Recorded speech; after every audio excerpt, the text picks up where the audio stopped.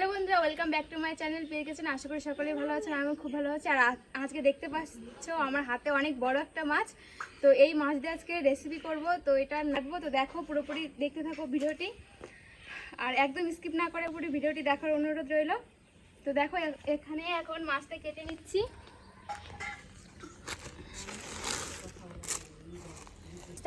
সবার প্রথমে, তো দেখতে থাকো পুরোপুরি ভিডিওটি। তো বন্ধুরা দেখো, এখানে আমি মাছটা কেটে নিচ্ছি। তো মাছটা একটু পিছলে টাইপের হচ্ছে, ওই জন্য আমি কাটতে পারছি না, তো হাতে একটু ছাই ভরে নিয়েছি দেখতেই পেলে। তো এরপর এখানে আমি মাছটা ঠিকঠাক কাটতে পারছিলাম না, কারণ এর আগে যত মাছ আনতো বাড়িতে সবই মা কাটতো। তো আমি কখনোই এত বড় মাছ কাটিনি, ওই জন্য একটু কাটতে অসুবিধা হচ্ছে আমার। তো দেখো, তাও একটু কষ্ট করে কেটে নিচ্ছি, আর মা পাশে থেকে বলে দিচ্ছে আমাকে মাছটা কি করে কাটতে হবে। তো আমি মাছের আঁশটা ফেলে দিয়ে তারপর আমি দেখো মাছের পিস করে নিচ্ছি। তো সেই ভিডিওই তোমাদের সঙ্গে শেয়ার করব। তো দেখতে থাকবে পুরোপুরি ভিডিওটি, একদম স্কিপ না করে পুরোপুরি ভিডিওটি দেখার অনুরোধ রইল। তো দেখো, আমি এখানে মাছের পিস কেটে নিচ্ছি। তো এরকম করে মাছটা আমি ভালো করে কেটে নেব। আর বন্ধুরা, যারা আমার চ্যানেলে ভিডিওটি দেখছো, তারা অবশ্যই, যারা চ্যানেলটিকে সাবস্ক্রাইব করোনি তাদেরকে বলছি অবশ্যই তাড়াতাড়ি করে আমার চ্যানেলটিকে সাবস্ক্রাইব করে দাও এবং পাশে থাকা বেল আইকনটিতে ক্লিক করে নোটিফিকেশনটা অন করে দিও। তো দেখো, আমার মাছের পিসগুলো এখনও কাটা হয়নি। তো বড় মাছ, ওই জন্য একটু সময় লাগছে কাটতে। তো দেখতেই পাচ্ছ মাছটা কেটে নিচ্ছি। আর সঙ্গে এই মাছটার সঙ্গে ছোট একটা মাছ পেয়েছিল, সেটা কাটতে হয়তো আমার অসুবিধা হবে না, ওই রকম মাছ আমি কেটেই থাকি। তো দেখো কি করে কাটছি। তো দেখো, এখন আমি ছোট মাছটা কেটে নিচ্ছি। তো এই মাছটা কাটতে বেশ ভালোই লাগছে, এই মাছটা কাটতে কোনো অসুবিধা হচ্ছে না। তো দেখতেই পাচ্ছ, একটু চটপট করে মাছটা কেটে নিচ্ছি। তো বন্ধুরা, এরকম নতুন নতুন ভিডিও পেতে আমার চ্যানেলটিকে অবশ্যই সাবস্ক্রাইব করে দিও এবং পাশে থাকা বেল আইকনটি ক্লিক করে নোটিফিকেশনটা অন করে দিও। তো দেখতেই পাচ্ছ আমার মাছ কাটা হয়ে গেছে। এরপর আমি এখানে ধুয়ে নিচ্ছি। তো ক্যামেরাটা আমি নিজেই করছি, কারণ পাশে এখন কেউ ছিল না, ওই জন্য ক্যামেরাটা আমাকে নিজেই ক্যামেরাটা নিজেই ধরে তারপর আমি নিজেই এক হাতে মাছটা ভালো করে ধুয়ে নিচ্ছি। তো মাছটা ভালো করে পরিষ্কার করে ধুয়ে নিতে হবে। তো দেখো, মাছ ধোয়া হয়ে গেছে, এখন আমি চলে আসছি। তো দেখতেই পাচ্ছ মাছটা সুন্দর করে ভেজে নিয়েছি। আর উঠানে দেখো অনেকেই বসে আছে।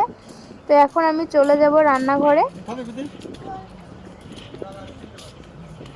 তো চলে আসছি রান্নাঘরে, এখন আমি রান্নাটা শুরু করে দেব।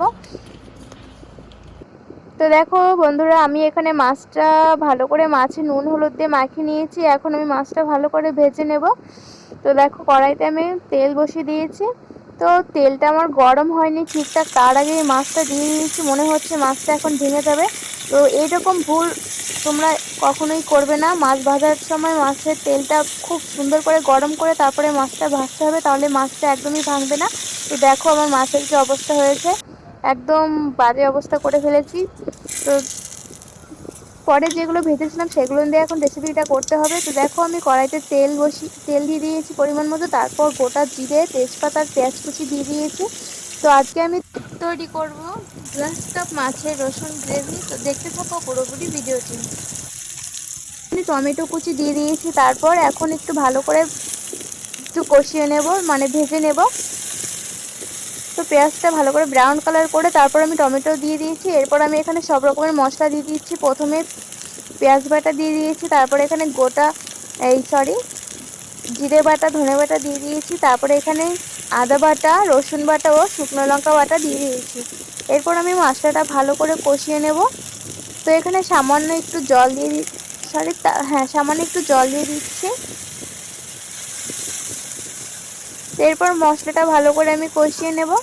তো মশলাটা কিন্তু ভালো করে কষাতে হবে, খেতে খুব ভালো লাগবে। তো এখানে আমি পরিমাণ মতো হালকা নুন দিয়ে দিচ্ছি, তারপর দিয়ে দিচ্ছি এখানে হলুদ গুঁড়ো।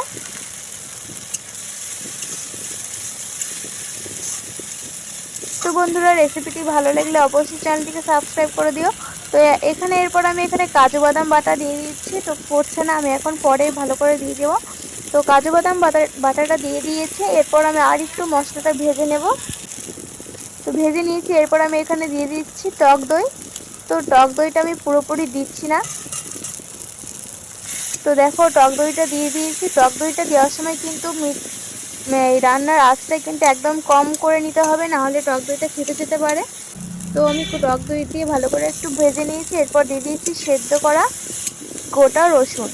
এই গোটা রসুনটা খেতে কিন্তু খুব ভালো লাগে, একবার এইভাবে খেয়ে দেখবে, খুবই সুন্দর টেস্টি হয়।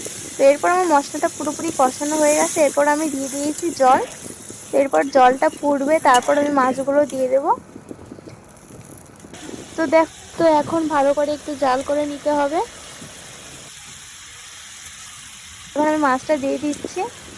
তো বন্ধুরা, এইভাবে রেসিপিটা করে একবার বাড়িতে বসে খাবে, খুবই ভালো লাগে। আর এরকম নিত্য নতুন ভিডিও পেতে আমার চ্যানেলটিকে সাবস্ক্রাইব করে দিও এবং পাশে থাকা বেল আইকনটিতে ক্লিক করে নোটিফিকেশনটা অন করে দিও। তো দেখো আমার গ্লাস কাপ মাছের রসুন গ্রেভিটা প্রায় হয়ে এসছে। তো মাছগুলো দিয়ে আমার এখন একটু 2 থেকে 3 মিনিট রান্না করে নিয়েছি। তারপর দেখো আমি এখানে কাঁচা গরম মশলা দিয়ে দেবো এখন বাটা। তো এখানে আমি গুঁড়ো গরম মশলা ইউজ করছি না, এখানে কাঁচা গরম মশলা বেটে নিয়েছি। এই গরম মশলাটা দিলে কিন্তু অনেক সুন্দর ফ্লেভার হয় এবং খেতেও খুব ভালো লাগে। রেসিপিটা যদি ভালো লেগে থাকে অবশ্যই একবার বাড়িতে ট্রাই করে খাবে। তো তৈরি হয়ে গেছে আমার গ্লাস কাপ মাছের গ্রেভি। তো আবার দেখা হবে এরকম নিত্য নতুন ভিডিওতে। টাটা।